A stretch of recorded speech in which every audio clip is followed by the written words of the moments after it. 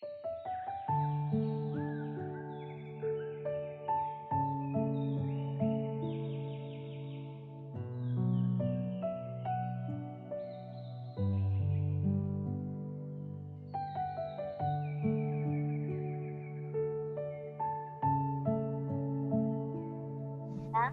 sejahtera bagi kita semua. Salam hebat Bapak Ibu Guru Nusantara. Selamat bergabung dengan kami. Selamat jumpa bersama video conference Dikjar Gumun, presentasi pembelajaran dengan. Terima kasih karena ada gangguan dan kendala sinyal. Saya lanjutkan. Terima kasih saya sampaikan kepada Ibu Sri Rezeki SPD, Guru TK Pembina Jember, selaku host pada acara kali ini, sekaligus penyedia room untuk VidCon ini.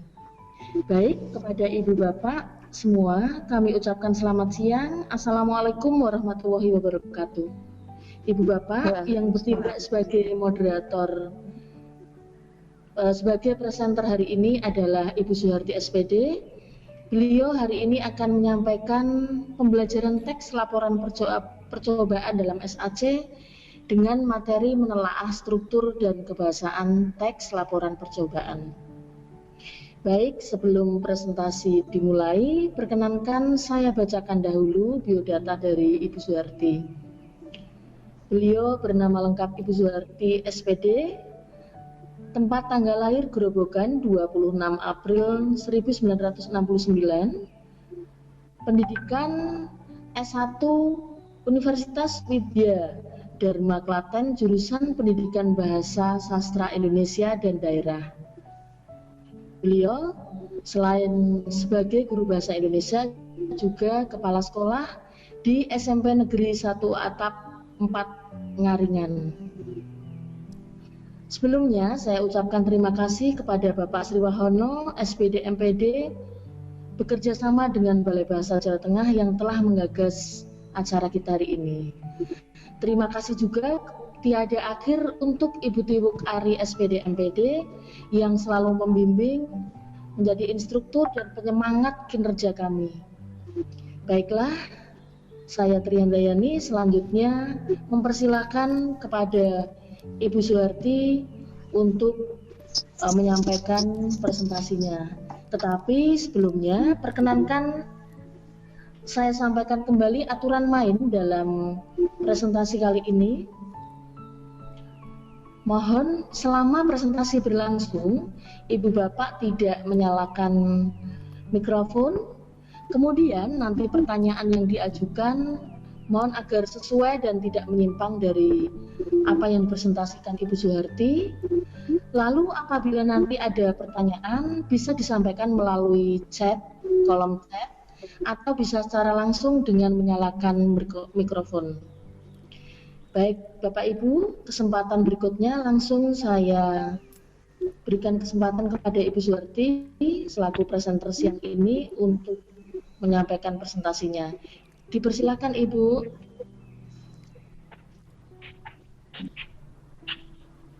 Assalamualaikum warahmatullahi wabarakatuh. Waalaikumsalam warahmatullahi wabarakatuh. Terima kasih saya ucapkan kepada host Ibu Sri Rezeki. Terima kasih pula saya ucapkan kepada moderator Ibu Tri Handayani. Yang terhormat Kepala Balai Bahasa Jawa Tengah, Bapak Tirto Swondo. Yang saya hormati Ketua Gumun, Bapak Sri Wahono. Yang saya hormati pula Ibu Tiwu Ari Nursiani selaku instruktur Dikder Gumun 5 Dewi Sartika, serta Bapak Ibu instruktur yang lain. Ya, Bapak Ibu peserta VidCon Diklat Daring Guru Mengajar untuk Nusantara yang berbahagia. Pertama, marilah kita panjatkan puji syukur kehadirat Allah Subhanahu wa taala. yang telah melimpahkan rahmat-Nya kepada kita. Sehingga pada siang kali ini kita masih dipertemukan di room ini dalam keadaan sehat walafiat. Sholawat serta salam mari kita haturkan kepada junjungan kita Nabi besar Muhammad SAW yang selalu kita nantikan syafaatnya, utamanya besok di Yaumul Qiyamah. Bapak Ibu yang saya hormati, Fikon kali ini saya mengangkat media pembelajaran dengan menggunakan SAC, yaitu dengan memunculkan adanya teks laporan percobaan, yaitu untuk menelaah struktur dan teks laporan percobaan. Bapak Ibu yang saya hormati, teks laporan percobaan ini merupakan salah satu teks yang dipelajari dalam mata pelajaran bahasa Indonesia ini di kelas 9 SMP. Namun demikian, saya mengangkat teks laporan percobaan ini mudah-mudahan nanti bermanfaat bagi Bapak Ibu semua, tidak hanya guru mata pelajaran bahasa Indonesia, tapi juga mata pelajaran yang lain, karena saya yakin baik itu di jenjang SMP maupun di SMA SMK, peserta didik sering melakukan percobaan, di mana percobaan itu tentunya hasil itu harus dilaporkan kepada Bapak Ibu. Dan dengan demikian, ini saya memberikan solusi atau mungkin masukan bagi Bapak Ibu guru, di mana nanti dalam menyusun laporan percobaan itu tidak harus secara panjang lebar, tapi bisa juga dengan salah satu alternatif, yaitu disusun dalam bentuk narasi, di mana itu dituangkan yang namanya adalah teks laporan percobaan. Itu. Nah, ini sebelum dapat menyusun teks laporan percobaan, maka peserta didik harus memahami dan mampu menelaah struktur dan kebahasaan teks laporan percobaan. Ini memang khususnya untuk mata pelajaran bahasa Indonesia di kelas 9 itu pada semester pertama dengan kompetensi dasar menelaah struktur dan kebahasaan dari teks laporan percobaan yang didengar atau dibaca. Ini baik itu percobaan sederhana untuk mendeteksi zat berbahaya pada makanan, adanya vitamin pada makanan, dan lain-lain. Baik Bapak Ibu, materinya di sini nanti ada dua. Yang pertama adalah tentang struktur teks laporan percobaan. Itu yang akan kita telah yang pertama. Kemudian ya, untuk struktur teks laporan percobaan nanti ada 5 bagian, yaitu ada tujuan, kemudian alat dan bahan, langkah-langkah, hasil, dan simpulan. Itu strukturnya. Kemudian selanjutnya nanti kita akan menelaah tentang kebahasaan yang terdapat di dalam teks laporan percobaan. Itu nanti mencakup kalimat aktif, kemudian kalimat perintah, kata tugas, unsur serapan, kosakata teknis bidang ilmu, dan kata bilangan. Baik Bapak Ibu, kita mulai. Yang pertama yaitu tentang struktur teks laporan percobaan. Bapak Ibu, struktur teks di dalam teks laporan percobaan ya ini terdiri atas 5 bagian. Yang pertama adalah tujuan. Nah, di bagian tujuan atau paragraf tujuan itu biasanya berisi tentang latar belakang dari percobaan yang dilakukan atau mungkin percobaan untuk membuat sesuatu. Itu dituliskan pada paragraf pertama atau bisa juga nanti disusun dalam 2 paragraf. Di situ sekali lagi isinya adalah latar belakang dilakukannya percobaan atau dilakukannya membuat sesuatu. Kemudian bagian yang kedua yaitu alat dan bahan. Tentu Bapak Ibu peserta didik setiap kali melakukan percobaan tentu akan menggunakan beberapa alat serta bahan-bahan yang digunakan untuk melakukan percobaan tersebut. Nah, di sini nanti akan dituangkan di dalam satu bagian dari teks laporan percobaan, namanya adalah bagian alat dan bahan. Struktur yang ketiga atau bagian yang ketiga adalah langkah-langkah. Nah, langkah-langkah ini merupakan cara atau prosedur atau tahapan-tahapan yang dilakukan di dalam percobaan. Tahapan-tahapan ini harus ditulis secara berurutan. Karena apa? Yang namanya percobaan kalau langkah-langkahnya tidak urut, ya nanti akan tidak mencapai hasil sesuai yang kita harapkan. Struktur yang keempat atau bagian yang keempat adalah hasil. Hasil ini merupakan sesuatu yang didapat dari percobaan tersebut. Biasanya berisi tentang hasil yang diperoleh setelah melakukan percobaan melalui langkah-langkah tersebut. Hasil ini nanti bisa dituangkan dalam bentuk paragraf berupa narasi, kalimat-kalimat, bisa juga dituangkan dalam bentuk tabel. Atau bisa juga dalam bentuk paragraf dilengkapi dengan tabel. Bagian yang kelima yaitu simpulan. Simpulan di sini merupakan pendapat akhir dari percobaan tersebut. Simpulan dari semua hasil rangkaian percobaan. Untuk bagian simpulan ini Bapak Ibu, itu sifatnya opsional. Boleh ada, boleh tidak. Jadi misalnya saja anak-anak itu nanti membuat teks laporan percobaan, untuk bagian yang kelima atau struktur yang kelima ini boleh ada, boleh tidak. Kalaupun tidak dimunculkan oleh peserta didik itu sudah benar. Tapi kalau dimunculkan bagian simpulan itu akan lebih baik. Itu tentang struktur. Bapak Ibu, ini saya munculkan contoh teks laporan percobaan karena tujuan kali ini kan tidak untuk menulis atau menyajikan teks laporan percobaan, tapi menelaah terlebih dahulu. Menelaah teks laporan percobaan yang meliputi struktur dan kebahasaannya. Ini saya munculkan contoh teksnya, membuat speaker sederhana. Mari kita eksekusi ya per paragraf.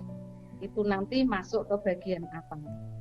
Kita mulai dari paragraf pertama karena teks tadi terdiri atas 5 paragraf. Paragraf yang pertama ini ya, speaker dari barang bekas bisa menjadikan suara smartphone Anda semakin kencang dan seterusnya. Kemudian ini di bagian akhir ya, ini disajikan. Berikut disajikan tahapan membuat speaker sederhana dari barang bekas untuk HP atau smartphone. Nah, ini Bapak Ibu, kalau kita cermati seperti ini, berarti paragraf ini isinya adalah tentang latar belakang dari dilakukannya percobaan serta tujuan ditulisnya teks laporan percobaan ini. Nah, inilah karena di situ merupakan latar belakang percobaan, maka itu dinamakan sebagai bagian tujuan. Kita lanjutkan ke paragraf kedua Bapak Ibu. Paragraf kedua, alat dan bahan yang diperlukan yaitu sebagai berikut. Dari kalimat pertama ini kita bisa mengetahui bahwa paragraf ini menguraikan atau menjelaskan tentang alat dan bahan yang digunakan di dalam percobaan. Ini ada kertas cutter tebal, ada selotip, ada gunting dan cutter, spidol, dan 2 buah gelas plastik. Nah, ini merupakan alat dan bahan yang digunakan untuk percobaan, sehingga pada teks laporan percobaan paragraf ini dinamakan sebagai paragraf bagian alat dan bahan. Kita lanjutkan ke paragraf yang ketiga. Nah, paragraf ketiga ini ya, di situ dapat kita baca yaitu langkah-langkah yang harus dilakukan seperti berikut ini. Ada 5 langkah, itu disusun secara urut. Nah, paragraf ini ya isinya kan tahapan di dalam percobaan. paragraf ini dinamakan sebagai bagian langkah-langkah. Paragraf selanjutnya yaitu paragraf keempat. Ini sekarang speaker sederhana sudah jadi. Anda tinggal memasukkan HP ke dalam lubang pada bagian tengah karton tadi. Dan seterusnya. Ini kan berarti kalau sudah jadi, ini berarti sudah berhasil percobaannya, sudah ada hasilnya. Apa? Yaitu berupa perangkat yang terbuat dari karton serta gelas plastik yang fungsinya adalah sebagai pengeras suara atau pelantang. Dan ini disebut sebagai speaker sederhana. Nah, bagian ini karena ini sudah merupakan hasilnya, di mana hasilnya ini dituangkan ke dalam bentuk paragraf, bukan hasil. Maksud saya bukan tabel. Kalau misalnya saja percobaan di mata pelajaran IPA itu misalnya saja kita membutuhkan angka-angka, itu biasanya nanti hasil ini akan dituangkan ke dalam bentuk tabel, kemudian bisa diperjelas dengan kalimat-kalimat yang disusun dalam paragraf. Inilah yang dinamakan sebagai bagian hasil. Selanjutnya paragraf yang ke-4 sudah, sekarang paragraf yang ke-5.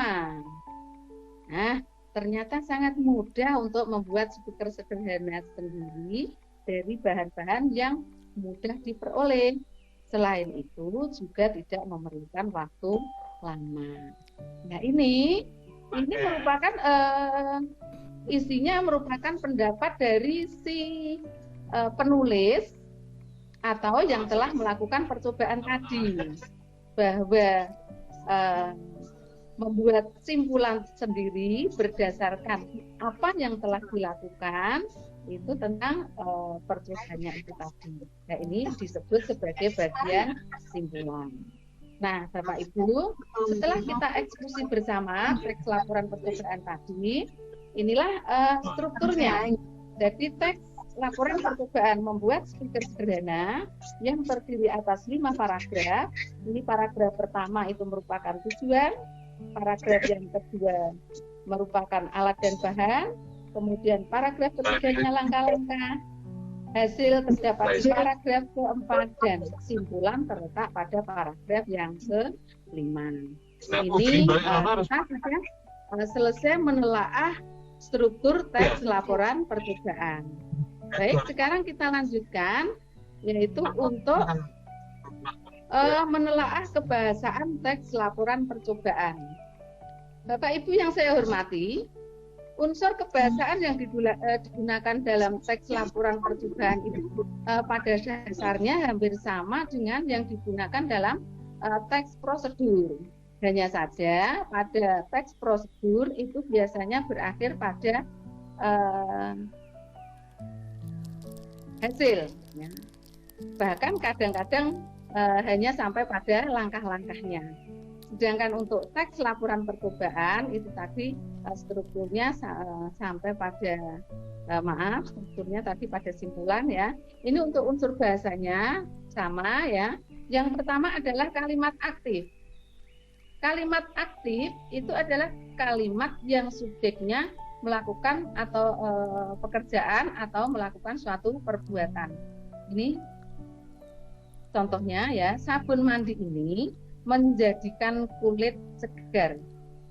Biasanya lagi Bapak Ibu bahwa kalimat aktif itu predikatnya biasanya menggunakan kata, kalau itu kata kerja ya itu adalah kata kerja yang menggunakan awalan me atau ber. Seperti itu. Kemudian untuk unsur kebahasaan yang kedua adalah kalimat perintah. Kalimat perintah itu adalah kalimat yang mengandung makna meminta atau memerintah seseorang untuk melakukan sesuatu. Contohnya, tuangkan sebagian ke dalam gelas. Nah, ini kan berarti kita kalimat ini isinya adalah memerintah agar menuangkan sesuatu itu sebagian ke dalam gelas. Tuh. Yang ketiga adalah kosakata teknis bidang ilmu. Nah, ini yang dimaksud dengan kosakata teknis bidang ilmu itu adalah kata-kata dalam bidang ilmu pengetahuan tertentu terkait dengan tema atau topik percobaan. Misalnya saja ini ada kata magnet dan arus listrik. Ini adalah kosakata di bidang ilmu fisika. Unsur kebahasaan yang keempat adalah kata tugas.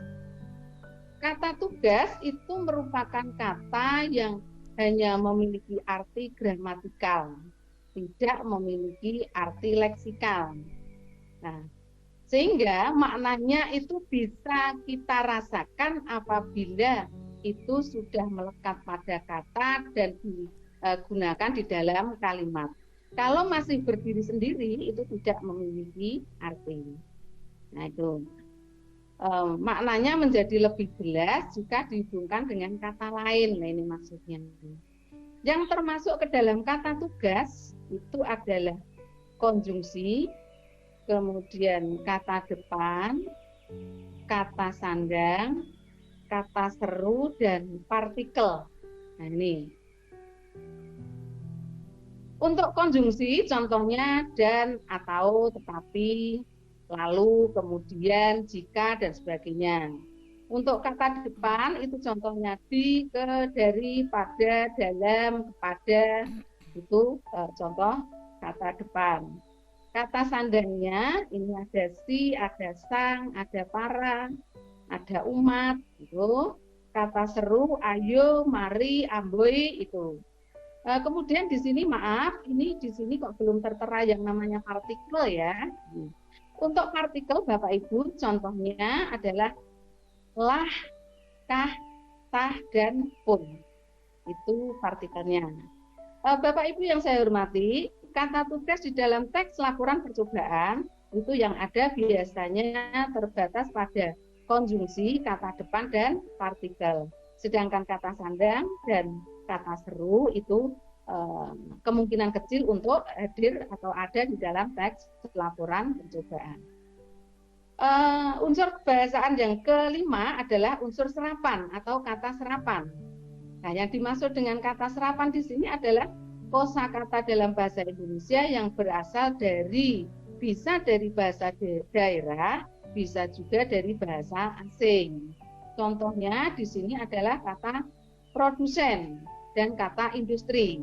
Ini sudah resmi menjadi bahasa Indonesia, tapi asalnya berasal dari bahasa asing. Sedangkan bahasa Indonesia sendiri sebenarnya sudah punya kata tersebut. Produsen itu adalah penghasil, sedangkan industri itu perusahaan. Tapi apakah kata ini baku? Itu sudah termasuk baku dalam bahasa Indonesia karena sudah diserap dan dinyatakan resmi menjadi kosakata di dalam bahasa Indonesia. Untuk yang keenam yaitu kata bilangan. Kata bilangan ini adalah kata yang menyatakan jumlah benda atau urutannya dalam suatu deretan tertentu. Contohnya ada pertama, kedua, ketiga, ke-100, ke-10, ke-11, atau mungkin ini ada semua. Semua, mengapa itu merupakan kata bilangan? Kata bilangan itu ada dua, yaitu bilangan tentu dan bilangan tak tentu. Kata bilangan tentu itu contohnya 1, 2, pertama, kedua itu bilangan tentu. Jadi pasti. Sedangkan semua atau mungkin sebagian atau mungkin seluruh itu adalah kata bilangan tak tentu. Itu Bapak Ibu tentang kata tugas. Mari kita eksekusi untuk contoh laporan percobaan yang tadi sudah saya munculkan di atas. Ya, ini kita eksekusi dari unsur kebahasaannya. Ini di sini paragraf pertama pada kalimat yang pertama, speaker dari barang bekas bisa menjadikan suara smartphone Anda semakin kencang. Ini merupakan kalimat aktif. Bapak Ibu tahu bahwa di situ predikatnya adalah menjadikan, ya. Ini menggunakan awalan me. Itu merupakan kalimat B. Kemudian untuk unsur kebahasaan yang kedua adalah kosakata teknis bidang ilmu. Di sini ada kata smartphone, itu adalah kosakata teknis di bidang ilmu pengetahuan, teknologi dan komunikasi. Kemudian speaker itu adalah unsur serapan, di mana cara menyerap itu memang bermacam-macam. Ada yang disesuaikan dengan bahasa Indonesia, ada yang mungkin asli tulisannya masih sama seperti dari kata asalnya. Nah, kalau Bapak Ibu nanti ingin belajar lebih lanjut tentang unsur serapan, bisa belajar di PUEB ya, Pedoman Umum Ejaan Bahasa Indonesia yang ejaan bahasa Indonesia, atau mungkin pedoman untuk serapan, unsur serapan. Yang berikutnya ini di sini ada kata tugas, yaitu kata lalu. Kata tugas di sini merupakan konjungsi atau kata sambung, itu lalu. Kemudian ada kalimat perintah. Tandai bagian tengah gulungan sesuai dengan ukuran HP. Ini kalimat perintah itu yang paling mudah Bapak Ibu. Kalau kalimat perintah itu selalu diakhiri dengan tanda seru. Gitu.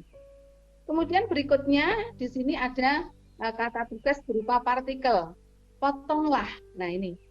Lah di sini adalah partikel yang melekat pada kata potong. Nah, ini fungsinya sebagai apa? Yaitu sebagai penegas.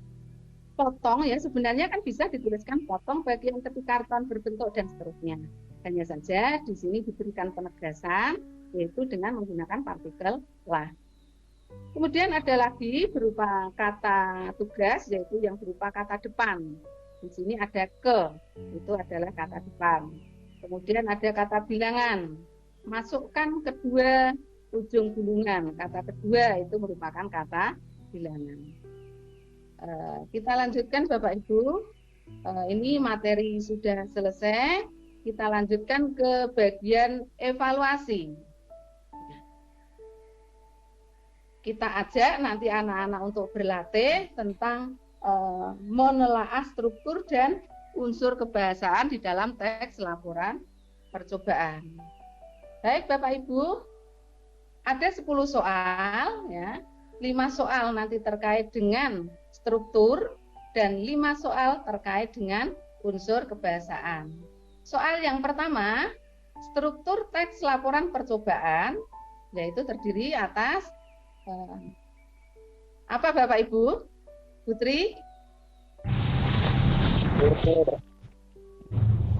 Atau mungkin yang lain? Pilih yang mana? A. Baik, saya pilih yang A. Ya, Oke, betul. Ternyata Putri pinter ya, ini Wong Putri guru bahasa ya. Baik, paragraf yang maaf, ini untuk soal yang kedua. Bacalah paragraf teks laporan berikut. Ini ada 1 paragraf Bapak Ibu. Sekarang sabun mandi dari bahan lidah buaya telah berhasil kita buat. Kandungan vitamin dan zat-zat lainnya pada sabun lidah buaya ini bermanfaat bagi kesehatan kulit. Salah satu manfaatnya dapat membuat kulit menjadi lebih segar. Paragraf tersebut merupakan struktur bagian. Monggo Bu Sri Rezeki atau Bapak Ibu yang lain pilih yang mana? Putri Bu? Iya, sepertinya. Hasil yakni Bu, hasil membuat kulit menjadi lebih segar. Iya. Jawaban dari Sama Putri Bu. Bu. Betul Bu. Benar. Yang nomor 3, struktur teks laporan percobaan yang berisi tahap-tahap atau proses dalam melakukan percobaan adalah bagian apa? C, langkah-langkah. Langkah-langkah. C, langkah-langkah. Ya kan ini tahap-tahap atau proses, sehingga itu merupakan langkah-langkah. Baik. Nah, benar juga. Soal nomor 4. bacalah paragraf teks laporan percobaan berikut. Ini satu paragraf lagi. Mengapa kok muncul paragraf terus? Karena di dalam kurikulum 2013 itu kan memang bahasa Indonesia kita adalah pembelajaran yang berbasis teks.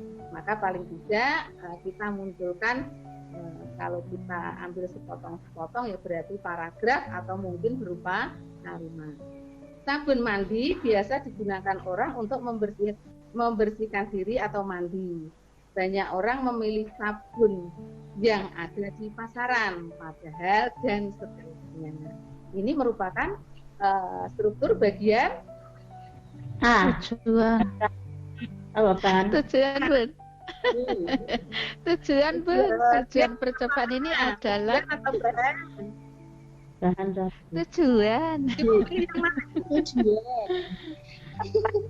Neneng ya. Iya, Bun. Neneng ini. Karena di situ kan merupakan latar belakang isinya, kemudian di kalimat terakhir tujuan percobaan ini lah itu seperti itu. Sekarang nomor 5.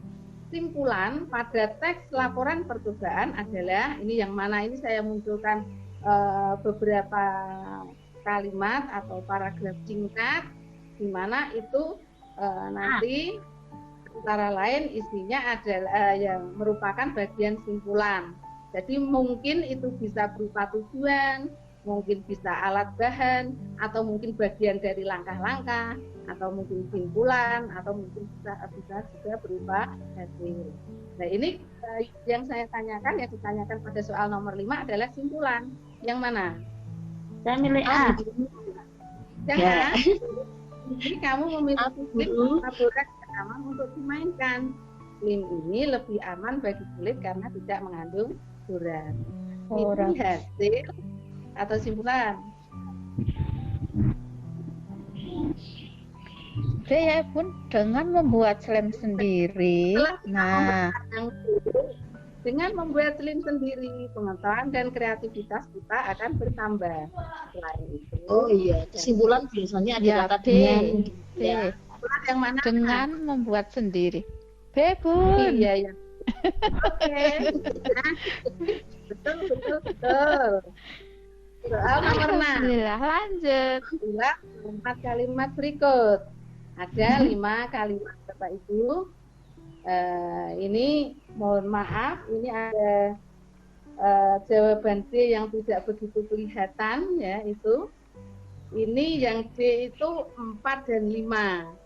Jadi untuk jawaban A itu kalimat 1 dan 3, B 2 4, C 3 5, yang D 4 5. Kalimat yang di dalamnya terdapat kata bilangan dan kata depan.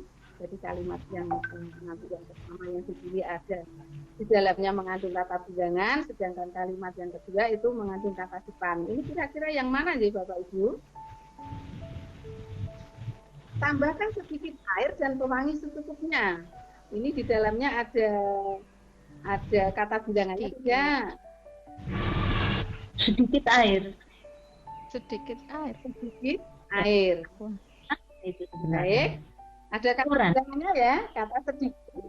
Itu termasuk kata bilangan atau bukan ya? termasuk. Kata bilangan Bapak Ibu, tapi itu bukan kata bilangan Pak. Tentu sedikit air ya. Banyak.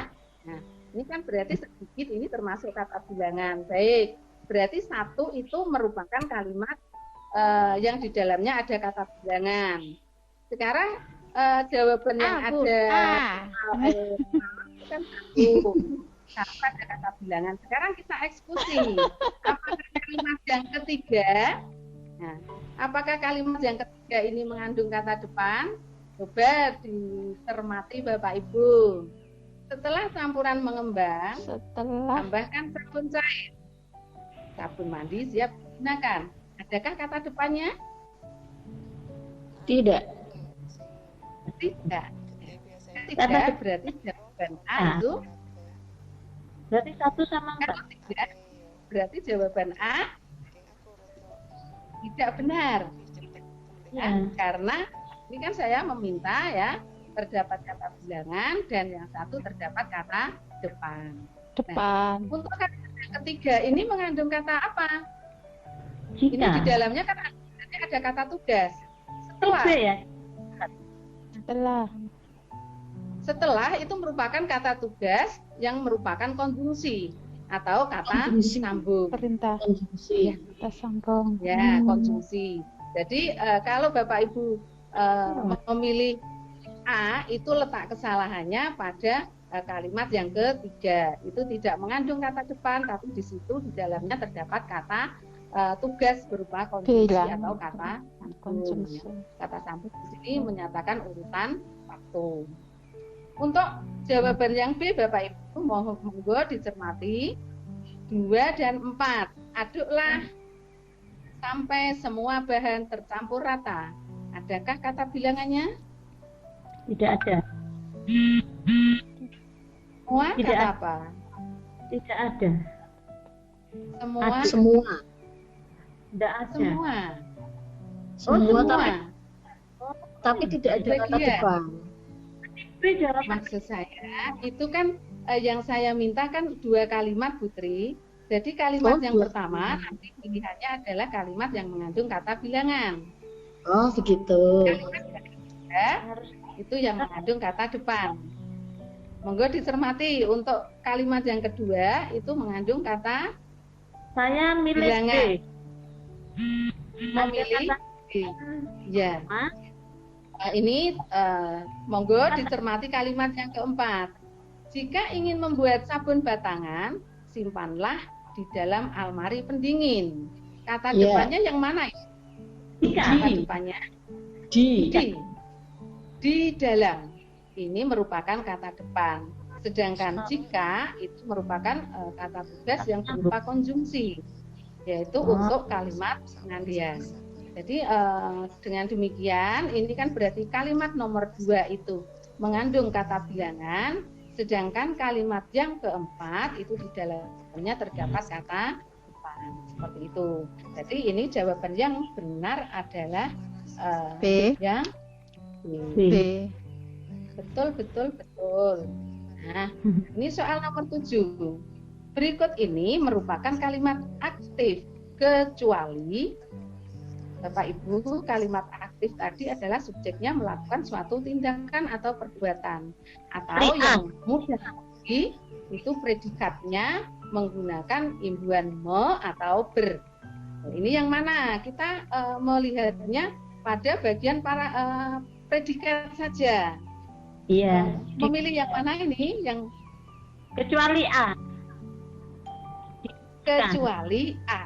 Iya. Pasti. A ini merupakan kalimat pasti karena predikatnya adalah digunakan.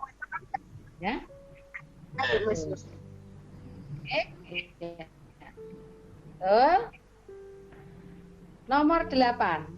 Kini kamu memiliki slim tanpa borak yang aman untuk dimainkan. Slim ini sangat populer di kalangan anak-anak pada saat ini. Kata serapan pada kalimat tersebut yaitu monggo. C. Ada 3 kata serapan C. yaitu ya C bun. Iya, borak selain mengapa populer. tidak dipilih? Sama Yang C. mana? Ini bukan Iya, Ini kini bukan itu bukan kata serapan. serapan. Tapi itu merupakan kata populer. Sedangkan yang B Ya, itu betul. letak kesalahannya itu pada kata Aman. aman.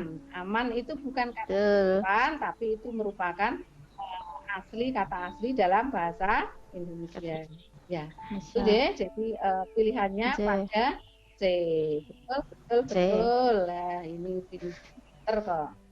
Nomor 9, berikut ini yang merupakan kalimat perintah adalah, monggo Bapak Ibu, ini mudah sekali. Tadi saya menyampaikan bahwa kalimat perintah itu Terlebih dahulu. tanda yang paling Lah. digunakan diakhiri dengan tanda seru. Seru. Dari Bun. keempat jawaban ini, iya, yang berakhir dengan tanda seru adalah yang A. Sedangkan A. yang lain itu berakhir dengan tanda titik, itu kalimat berita. Betul. Nah, Nomor 10 terakhir. Kalimat dengan partikel adalah sebagai berikut. Ya, yang mana yang mengandung partikel, C. Bapak Ibu? C. Siramlah. Partikelnya apa ini? Lah, Ya. Bun. Lah, Iya. ini merupakan partikel yang melekat pada kata siram. Misalnya saja lah ini kita hilangkan atau tidak kita pakai, sebenarnya boleh. Hanya saja sebagai penguat untuk memberikan perintah itu biasanya ditambah dengan partikel lah. Siramlah setiap pagi dan sore hari. Atau sebenarnya kan siram setiap pagi dan sore hari. Sebenarnya itu isi perintahnya sama, hanya saja kalau sudah menggunakan partikel lah itu berarti ada penguatannya. C. Oke, ini nilainya 100. Terima kasih. Ini evaluasi sudah selesai. Ya. Terima kasih, Bapak, Ibu, Bun. saya hormati. Iya, ini nilainya sudah 100. Ya, Bapak Dapat Ibu, apa, ini Ibu? saya Suharti dari SMP Negeri 41 Akar Maringan, mengajar mata pelajaran Bahasa Indonesia di kelas 9. Demikian Bapak Ibu, presentasi dari media yang telah saya buat. Mohon nanti masukannya yang akhirnya nanti dapat memberikan tambahan bagi saya untuk mengembangkan media pembelajaran dengan menggunakan aplikasi FAT ini bisa menjadi lebih baik dan nanti bisa bermanfaat bagi peserta didik kita, bagi kita selaku guru-guru, ya, itu seperti itu.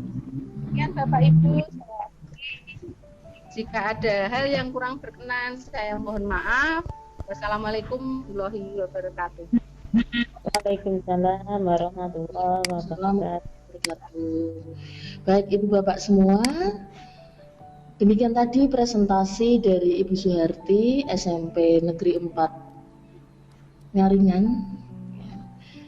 Barangkali ada yang ingin mengajukan pertanyaan, kami berikan untuk sesi yang pertama 2 penanya.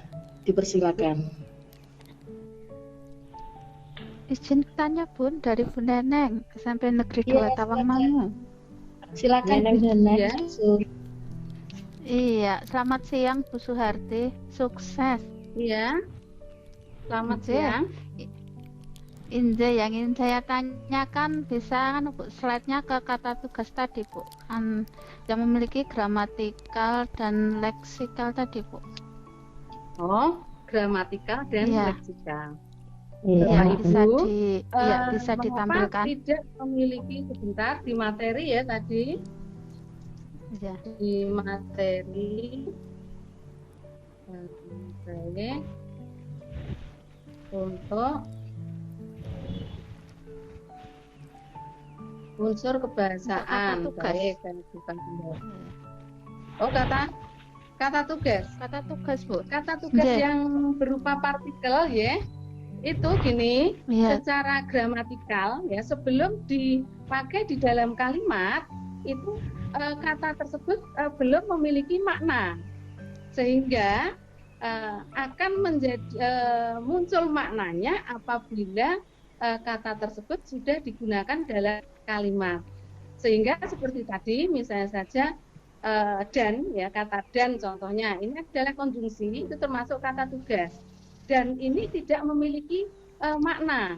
Tapi kalau sudah dipakai di dalam kalimat, ternyata dan itu adalah untuk menyatakan konjungsi yang untuk menyatakan hubungan penjumlahan atau penambahan. Seperti itu. Kemudian lagi tadi misalnya saja partikel. Partikel demikian juga. Nah, partikel lah itu kan kalau kita telaah tersendiri tanpa melekat pada kata apapun yang sudah digunakan dalam kalimat, apa artinya? Belum kita ketahui artinya.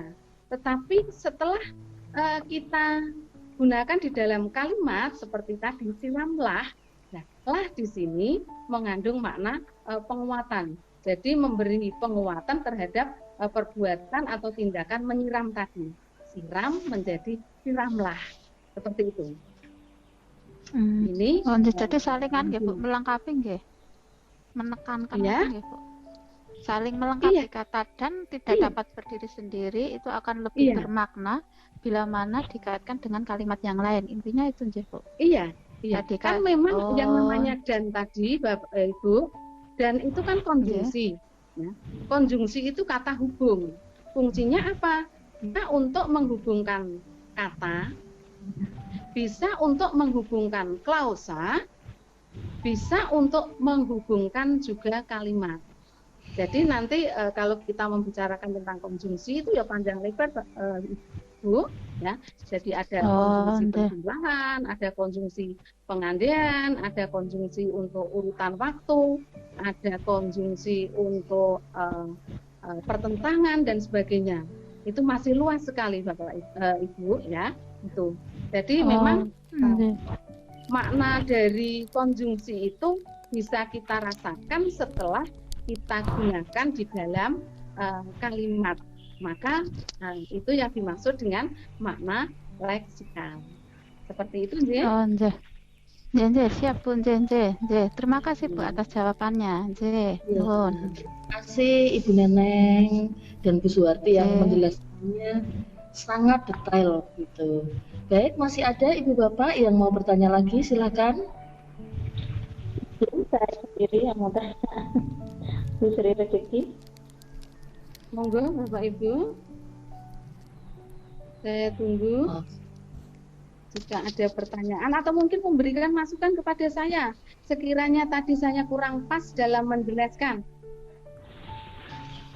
Itu Bu Sri Rezeki tanya, Bun. Bu Sri Rezeki Ya, tanya, monggo. Bun itu. Monggo Bu Sri Rezeki. Iya, terima kasih. Ini Mas, saran makna gramatikal dan leksikal. Kenapa suatu tadi kalimat sudah tersebut ya, tapi kenapa? Kok bisa itu masuk makna gramatikal? Yang saya tanyakan makna gramatikal itu sendiri apa? Bagaimana gitu loh? Makna gramatikal ya itu sebelum digunakan di dalam kalimat ya, jadi tidak memiliki makna gramatikal. Artinya seperti ini, Ibu, saya berikan contoh ya. Kata misalnya saja ini saya berikan contoh kata sabun. Sabun itu kan secara gramatikal sebelum kita gunakan di dalam kalimat kita sudah mengetahui maknanya. Apa itu sabun? Oh, ini adalah bahan yang kita pakai untuk sebagai pembersih, untuk membersihkan. Kan seperti itu. Nah, inilah yang dimaksud sebagai makna gramatikal. Jadi makna gramatikal ini muncul ya sudah ada ketika kata tersebut belum digunakan di dalam kalimat. Nah, sedangkan tadi yang kata tugas misalnya saja dan itu apa maknanya? Secara gramatikal memang belum ada ya. Karena dan ini makanya dikatakan tidak memiliki makna gramatikal tapi maknanya adalah secara leksikal. Dapat muncul maknanya apabila sudah digunakan di dalam kalimat. Misalnya saja ini dan ini. Nah, ini maknanya apa? Ini adalah mengandung makna penjumlahan. Adik dan kakak. Nah, seperti itu. Atau penggabungan, penjumlahan atau penggabungan ya itu maksudnya seperti itu. Jadi yang digabungkan adalah antara kata dan kata adik dan kakak, atau mungkin yang lain. Misalnya saja tadi ada kata lalu, ya. Lalu itu menyatakan urutan waktu. Seperti itu, Bapak Ibu. Jadi kalau itu belum digunakan di dalam kalimat kan memang belum memiliki makna. Seperti itu. Berbeda dengan sabun tadi. Oh, sabun ini apa toh? Kita sudah tahu di pemikiran kita itu sudah tahu bahwa sabun itu adalah salah satu bahan atau mungkin benda yang berfungsi untuk membersihkan. Nah, kalau sabun mandi berarti untuk membersihkan tubuh atau badan saat kita mandi. Seperti itu, Bu. Bu Sri. Ya. Ibu Suharti sangat gamblang dan Iya. dekat dengan saya sekarang semakin mantap ngertinya. Iya. Iya. Baik. Ya, sama-sama Ibu. Ya, baik, terima kasih Bu Masih ada Rezeki yang atas lain? pertanyaannya. Masih ada tidak ini? Tinggal 5 menit waktunya. Cukup ya? Masih boleh bertanya, Bu? Oh, silakan. Satu pertanyaan lagi, Monggo. Ibu. Deh Bun, Bu Harti, Bu Neneng ini Bun. Ya.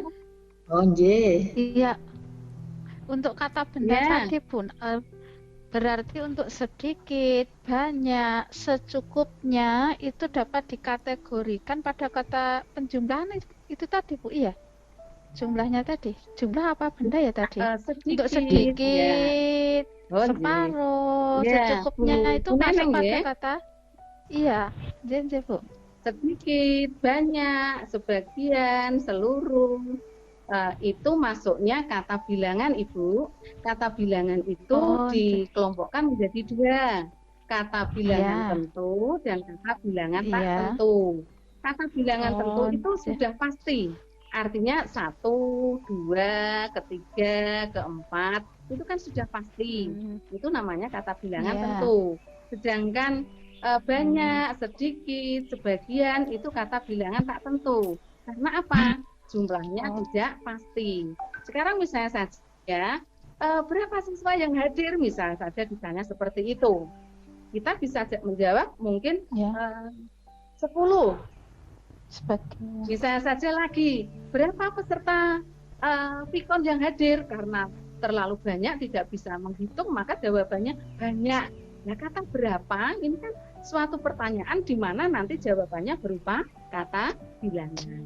Seperti itu Ibu. Jadi sekali lagi Ya. saya berikan penegasan bahwa kata bilangan itu dikelompokkan menjadi 2, yaitu kata bilangan tentu dan kata bilangan tak tentu. Seperti itu, nggih. Siap Bun. Ya, siap Bun. Terima kasih Bu Harti. Sukses. Iya. Nuwun. Ya, sama-sama. Ya, Saya terima merasa kasih, Bu Neng. Ya, Iya baik. Bun, sama-sama. Ya. Baik, terima kasih. Sepertinya sudah cukup ya, Bu Suharti dan Bapak Ibu yang lain untuk sesi tanya jawab ini. Untuk Ya. Ibu Suharti, saya sampaikan terima kasih atas penjelasannya yang sangat detail dan sangat jelas. Seandainya saya murid, pasti saya akan senang karena dapat memahami apa yang Ibu sampaikan.